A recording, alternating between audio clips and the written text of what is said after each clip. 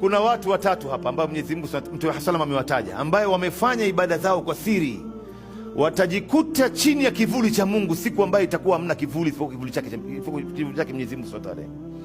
Mtu wa kwanza ni mtu ambaye wa rajulun dhakara Allah khaliyan hatta fadat aina, wa fi riwaya fafadat aina.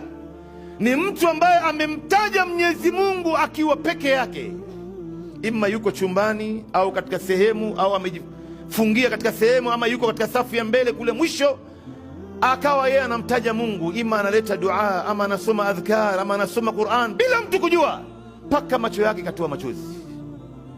Ametoa machozi kwa ajili ya Mungu wake. Hakuna mtu yoyote ambaye anayemjua. Atakuwa chini ya kivuli cha Mwenyezi Mungu siku ya Kiyama. Mtu wa pili ni mtu ambaye anayetoa sadaka kwa mkono wake wa kulia, akaificha kiasi ambacho mkono wa kushoto usijue mkono wa kulia umetoa nini.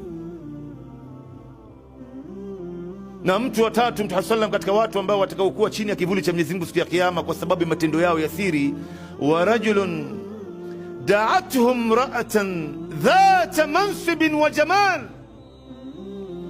faqala inni akhafu Allah.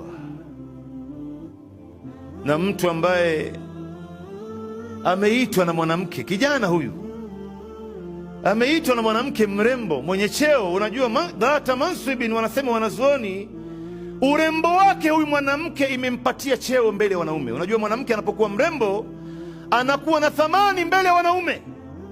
Anamuita mwanamme afanye naye kitendo cha zinaa, faragha yote, kwenye siri yote, wamo chumbani peke yao, akamwambia huyu mwanamke, inni akhafu Allah, wallahi mimi namuogopa Mwenyezi Mungu.